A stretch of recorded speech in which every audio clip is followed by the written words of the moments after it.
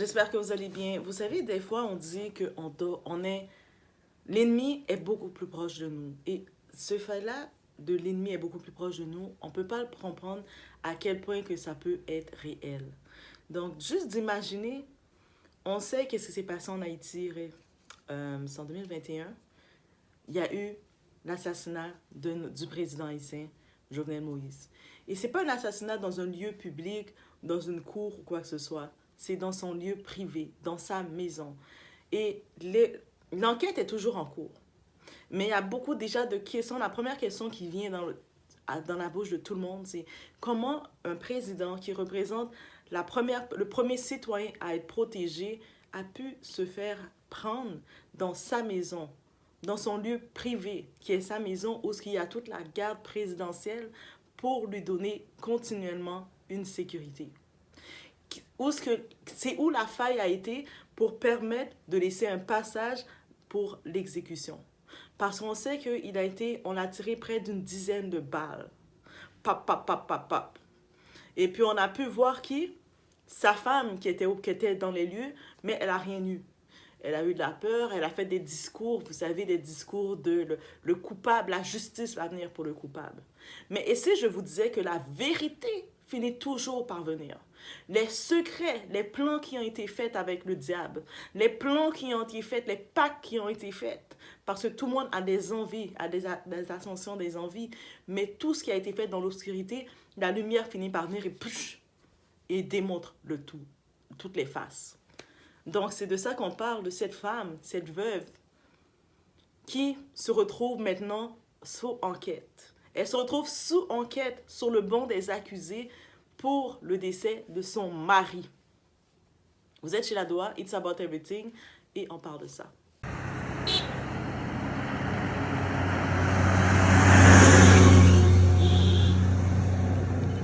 C'est bon, allez.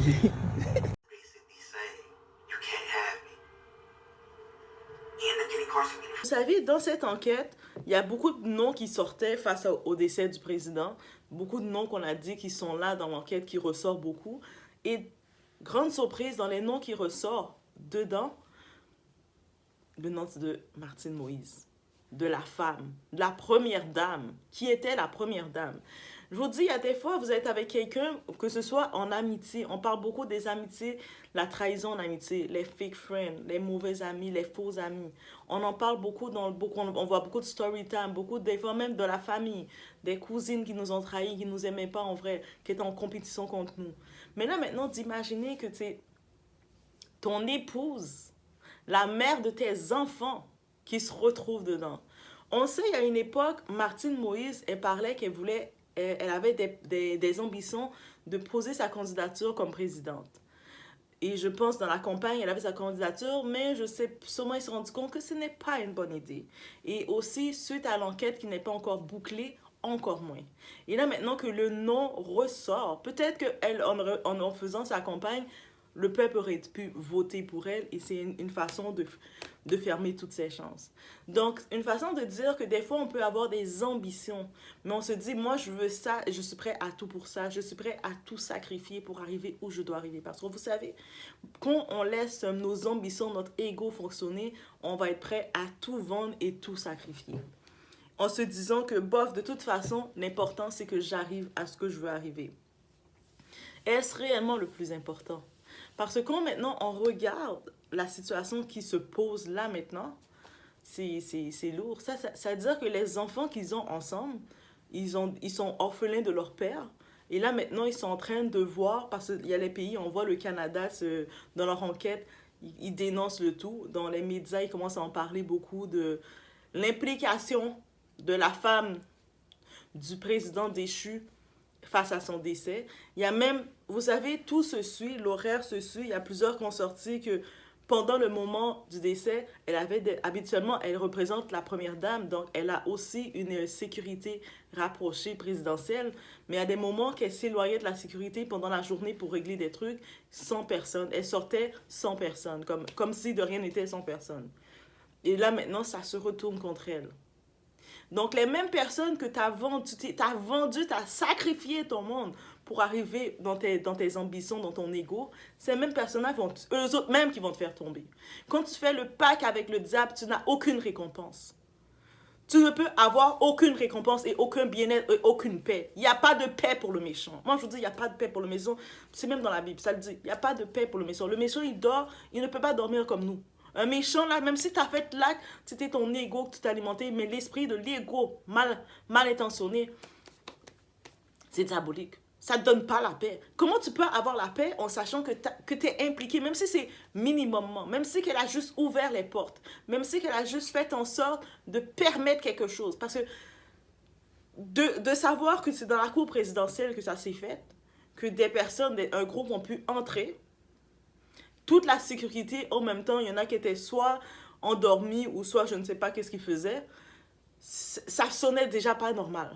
Donc déjà, n'importe qui, on dit, attends, c'est dans les rues, il se promenait, ça aurait été plus, comment dirais-je, plus simple et ça l'aurait plus effacé que ça aurait été fait hors de la maison. Ça aurait été fait dans un lieu public. Ils organisent une sorte de discours, une sorte d'endroit dans un lieu public et puis ils payent quelqu'un dans la foule pour faire quelque chose. Mais le fait que c'est venu directement dans la maison, c'est parce que le monde qui l'ont impliqué à faire ça savait qu'ils allaient, elle, la faire couler. Et elle, avec son ego, elle a ouvert les portes. Et il y a une porte qui a été ouverte quand même, et c'est pour ça que son nom ressort. Parce qu'en étant innocente complètement dans toute cette histoire, est-ce que son nom serait ressorti de la même façon?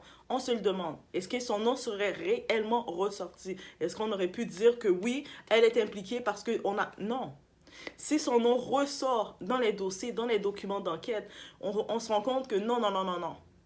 Là, on ne parle pas d'un lieu public qui a été organisé par des gens et puis quelqu'un l'a trahi dans son équipe. On parle dans sa maison que ça s'est fait, dans sa cour présidentielle. Un président dans un pays, c'est le premier citoyen à protéger et vient la première dame. Comment lui qui est supposé avoir le plus de protection, il a des gardes là. Eux autres, on regarde la liste des présidents, pour leur sécurité, c'est ça qui coûte dans le budget beaucoup. Donc, dans sa maison, le camion a pu pénétrer dans sa maison. Ils sont rentrés, ils sont allés en direction de où il était, et puis ils l'ont déchargé d'une dizaine de balles. Et sa femme qui est à côté, elle a eu plus des égratignures, et puis je pense qu'elle avait un peu griffé, elle avait effleuré une balle comme ça. Mais c'est lui qui est venu, c'est comme ils sont venus, ils savaient exactement au moment de le trouver, à quelle heure, le timing et tout. C'est-à-dire, il y a quelqu'un dans ses proches, ça c'était déjà clair. Dans les enquêtes, c'était clair qu'il y avait quelqu'un dans ses proches qui avait ouvert les portes. Par contre, on voulait pas nécessairement se dire que ça vient de sa femme. Sa femme, ils se sont mariés. Ils sont mariés, je sais pas, est-ce qu'ils ont fait un mariage religieux ou peu importe, ils ont fait un mariage, ils se sont réellement mariés, ils ont réellement des enfants ensemble. Elle porte le nom de son mari, elle porte son nom à lui. Et pour dire que dans ses ambitions, dans son démon, elle s'est dit, je vais mettre fin à cet époux, je vais le sacrifier pour mes plans personnels. C'est-à-dire qu'en se couchant dans leur lit conjugal, elle avait déjà son plan de qu'est-ce qu'elle allait faire. Mais comme on dit dans la Bible, tout se répète. L'histoire se répète, mais ça se répète jusqu'à dans la Bible. Jésus, quand il s'est fait sacrifier, il avait son groupe de disciples. Dans son groupe, qu'est-ce qu'il nous a dit? Dans sa table, il a dit, il y a dans tous ceux qui sont à cela, un d'entre vous, c'est lui qui va me trahir. C'est pas de l'extérieur que je vais être trahi, c'est de l'intérieur, dans ceux qui mangent le pain avec moi, ceux qui se promènent, qui dorment avec moi, ceux qui sont avec moi, qui se lèvent, on se lève ensemble, on fait notre routine ensemble, on prépare notre itinéraire ensemble, on regarde qu'est-ce qu'on doit faire ensemble, mais dans ceux-là, c'est l'un d'entre vous qui va me trahir. C'est dans mes proches que je vais être trahi. C'est pas de l'extérieur. De l'extérieur, on peut avoir de l'envie. De l'extérieur, peut parler. De l'extérieur, quelqu'un qui est à l'extérieur de toi, il peut être jaloux, il peut parler comme il veut, il peut raconter toutes les histoires qu'ils veulent, mais ils n'ont pas accès à toi pour venir t'atteindre. C'est la personne qui est proche de toi, la personne qui voit ton itinéraire, qui voit ta routine de nuit, qui voit tout ce que tu fais, qui l'enregistre et qui ouvre la porte pour te trahir. C'est-à-dire, cette personne-là, c'est elle qui a des désirs en toi. C'est elle qui est le Judas de ta vie. Et ce Judas-là est exposé. Est-ce que je suis surprise? Il y a beaucoup de choses qui sortaient qu'on disait, quand on parlait qu'elle disait qu'elle veut être présidente, j'étais comme, comment elle veut être présidente? Elle a vu quelqu'un qui était une veuve, tu vois comment c'est la fin tragique que ton mari a eue, le père de tes enfants, et toi tu parles que tu veux, mais tu t'aimerais ça aussi être présidente. C'est, je sais pas quel mandat que tu veux continuer de ton mari, mais quelque chose ne sonne pas normal. Mais c'est pour ça. Parce que c'était la promesse probablement que les démons l'ont faite. Moi, je vous dis, quand le démon vous fait une promesse, c'est jamais pour votre bien. Le démon va vous prendre, va vous utiliser quand il a fini, il va vous jeter, vous mettre à l'avant à l'abattoir. Maintenant, elle doit se justifier face à la justice canadienne, face à la justice américaine, face aux toutes autres nations qui sont là, en train de regarder l'enquête un peu partout, parce que vous savez, en Haïti, c'est géré un peu par tous les grands pays, les grandes puissances. Donc, c'est un peu eux qui gèrent le tout, qui regardent les structures. Mais maintenant, les autres sont là, c'est elle qui regarde. Elle est pointée du doigt. Il y a toutes les routes qui amènent, toutes les routes mènent à Rome, mais peu importe l'enquête ou ce qu'elle est faite, ça amène toutes vers elle. Donc, même les autres noms qu'on avait mis devant, ils ont poussé les autres noms et puis c'est elle qui est la coupable.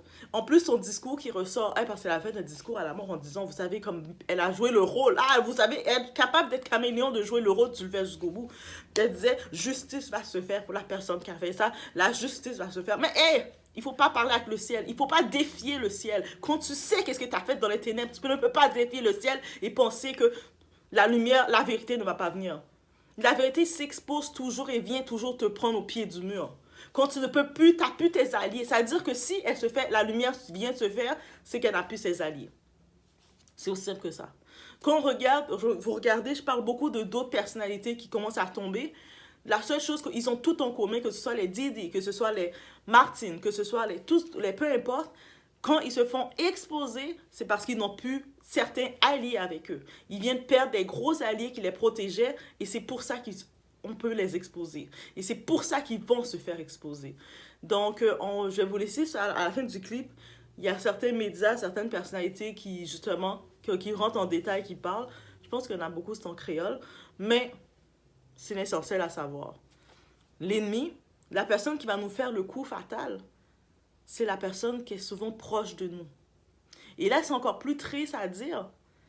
Le coup fatal, est-ce que vous pouvez imaginer le démon que cette personne doit avoir? Parce que le coup fatal qu'elle donne, c'est à son mari, qui était son mari, le père de ses enfants. Donc comment, maintenant, quand tu te lèves à chaque fois et tes enfants te regardent et tu vois sortir les dossiers qui disent que c'est probablement toi qui es responsable que leurs pères sont pas là. Comment tu regardes tes enfants en disant « Ah, mais c'est n'importe quoi, faut pas les écouter. » Mais voici les enquêtes qui viennent. Voici, chaque jour que tu te lèves, il y a plus de détails qui viennent.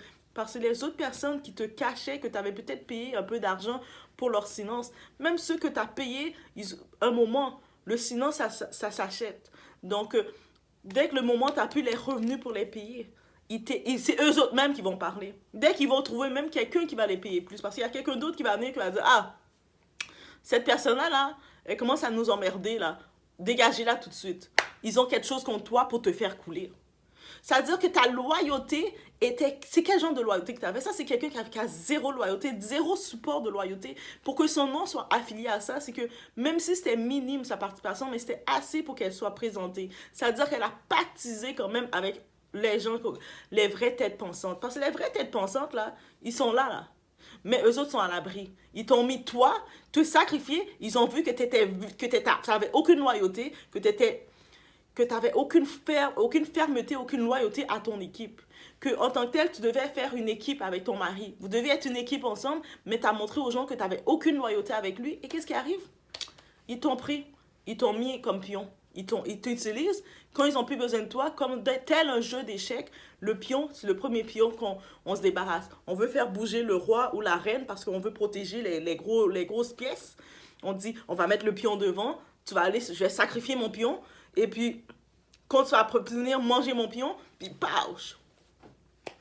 On connaît, tous ceux qui connaissent l'échec, on sait la stratégie de l'échec, c'est comme ça. Mais dites-vous que, quand vous êtes concentré dans votre ego dans les mauvaises choses, vous êtes des pions dans la vie des gens. Votre rôle, c'est d'être un pion. Et puis c'est ça, quand vous êtes un pion, la même façon que vous pensez que vous avancez, vous êtes fort. Pap! Débarrasser. Et même des fois, la personne, même quand on joue, on se débarrasse de nos pions. La première chose qu'on se débarrasse, c'est nos pions. Ok, je peux me débarrasser de ça, là. Vas-y, vas-y, vas-y. Mange-le. On se débarrasse du pion. Depuis que j'ai mes grosses pièces avec moi, le pion est plus important. Le fou, c'est une pièce maîtresse importante. Le cavalier, c'est des pièces importantes. La tour, c'est des pièces importantes. Les pions, là, c'est la première rangée, là. On les sacrifie toutes pour protéger ces pièces-là importantes. Qui sont dans la même rangée que le roi et la reine. C'est pas pour rien. Donc, je vous laisse sur ce. Je vous laisse les petites vidéos qui vont jouer. Et ça nous donne une morale de la vie. Donc, il n'y a rien pour rien. Si c'est exposé, c'est pas pour rien que c'est exposé maintenant. Parce que, oui, la vérité, tout finit par être exposé. Et des fois, les packs qu'on fait avec des gens, on va faire des packs en pensant que c'est rien, ça va passer vite, le monde ne va pas se rendre compte. Mais tous finissent par savoir. Et même les personnes à qui on a fait un pacte, au début, ils vont nous protéger, mais dès qu'ils n'ont plus aucun intérêt avec nous, ils vont se débarrasser de nous parce qu'ils n'avaient aucun intérêt avec nous. Et même ces personnes-là qui font un pacte avec vous, quand ils voient votre état d'âme, quand ils voient votre vie d'intérieur, quand ils voient que vous êtes prêt à sacrifier votre équipe, que vous êtes prêt à être le Judas de votre équipe, ils vont profiter, ils vont vous utiliser parce que vous allez être leur porte d'entrée pour venir faire ce qu'ils ont à faire. Mais vous, ils vont vous jeter. La première chose qu'ils font, ils vont vous jeter. Vous pensez que ces personnes-là, ils savent que vous êtes le Judas de leur et de l'équipe? La personne qui va les trahir? Vous pensez que les autres vont se risquer de vous prendre, Judas, et de vous mettre dans leur équipe pour vous donner une bonne position? Ça, c'est trop rêvé. Votre ego vous fait croire des choses. L'ego, là, des fois, c'est bon d'avoir un certain ego, mais il faut aussi avoir une réflexion. Il faut aussi avoir une réflexion et se dire que réellement, est-ce que tu penses que tu vas être un bon élément dans l'équipe de quelqu'un d'autre? Tu penses que la personne va vouloir te prendre dans son équipe sachant que toi, tu es prête à sacrifier ton mari, le père de tes enfants, tu es prête, tu avais un rôle principal dans l'équipe. Tu étais la première dame. Tu avais un rôle principal dans l'équipe. Tu as préféré sacrifier le tout, faire le Judas pour maintenant te retrouver. Ils ont fini de faire ce qu'ils avaient de toi. Maintenant, ils vont te mettre au pied du mur. Eux autres, là, les grandes têtes pensantes, parce que derrière ça, là, on sait qu'il y a des grosses têtes pensantes. Mais, il y a quand même eu un pacte qu'elle a fait. Elle a quand même pactisé. Elle a quand même ouvert des portes et c'est ça qui a permis le décès de son mari maintenant. Et elle ne peut plus retourner en arrière. Quand tu as fait un sacrifice comme ça, tu ne peux plus retourner en arrière. Tu n'as plus la paix. Tu ne peux pas avoir la paix. Quand tu as fait, même si c'est un minime sacrifice, même si tu as dit je vais y réfléchir, tu hésitais un peu, pap, tu t'es fait prendre. Et c'est suffisant. Donc, voilà. Faites attention à vous. Oui, en justice. Oui, en justice. Elle a crié justice, mais la justice semble la rattraper. En tout cas, si on suit, je parle ici de l'épouse du président haïtien Jovenel Moïse qui a été assassiné en 2021. Je dis ça parce qu'on se posait plein de questions. Qui a commis ça? Pourquoi il n'y a pas eu de protection par ces gardes du corps? Là, on comprend ce matin que Martine Moïse fait l'objet parmi les 50 inculpés dans cette affaire-là. Et s'écrit pendant les funérailles de son mari où elle demande que justice soit rendue, que justice soit faite. Ça prend toute autre tournure, toute autre signification quand on apprend ça finalement. Là, on verra si elle sera reconnue coupable, mais en tout cas, elle est inculpée dans cette affaire avec une cinquantaine d'autres individus. Donc l'ancienne première dame en Haïti, Martine Moïse, et d'autres personnes qui étaient très proches du président Jovenel Moïse. Le premier ministre à l'époque, Claude Joseph, et également l'ancien chef de police, Léon Charles, font partie donc des personnes qui sont inculpées pour Martine Moïse. Vous les voyez ici, les chefs d'accusation parlent de complicité et d'association de malfaiteurs. Même chose pour l'ancien premier ministre. Mais pour le chef de police, c'est beaucoup plus sérieux, beaucoup plus important. On parle de meurtre, de tentative de meurtre et de complot contre la sécurité intérieure. C'est dans un jugement, une ordonnance qui a été rendue, je dirais pas publique, mais en fait, ce média haïtien a mis la main sur l'ordonnance du juge de l'instruction sur l'assassinat de Jovenel Moïse, dans laquelle on retrouve beaucoup d'informations. Vous voyez cette ordonnance, Marc-André, 122 pages. Et puis, soit dit en passant, le juge en question, c'est le 5e à avoir mené une enquête sur l'assassinat. Les 4 autres ont démissionné pour des raisons personnelles et certains parce qu'ils avaient peur d'être tués pendant l'enquête. Donc, quand on regarde dans ce jugement, il y a le témoignage de l'ancien secrétaire général du Palais national qui parle de Martine Moïse, qui dit qu'il subissait de fortes pressions de sa part concernant le premier ministre de l'époque, Claude Joseph. Elle aurait appelé donc le secrétaire général pour qu'il lui ouvre la porte du bureau du président. Donc beaucoup de pression en ce sens. Également, regardez ici. Elle aurait appelé quelques jours après l'assassinat pour dire « Jovenel n'a rien fait pour nous, il faut ouvrir le bureau. Claude Joseph organisera les élections dans 3 mois pour que je puisse devenir présidente. Maintenant, nous aurons le pouvoir. » Rapidement, vous dire également que 2 jours avant les faits, donc avant que son mari soit assassiné, elle avait passé, toujours selon le même témoignage, 5 heures au Palais national pendant la nuit pour supprimer un tas de choses. Un tas de choses. Donc, reste à voir quoi exactement et pourquoi. En tout cas, il y a Claude Joseph, l'ancien premier ministre, qui dit « Ils n'ont pas réussi à nous tuer ». Parlant du premier ministre actuel, d'ailleurs, Ariel Henry, qui a été nommé par Jovenel Moïse, ils n'ont pas réussi à nous tuer, Martine Moïse et moi, et maintenant ils utilisent le système judiciaire haïtien pour faire avancer leur plan machiavélique. Pour voir nos émissions en entier, rendez-vous sur la chaîne ici, RDI.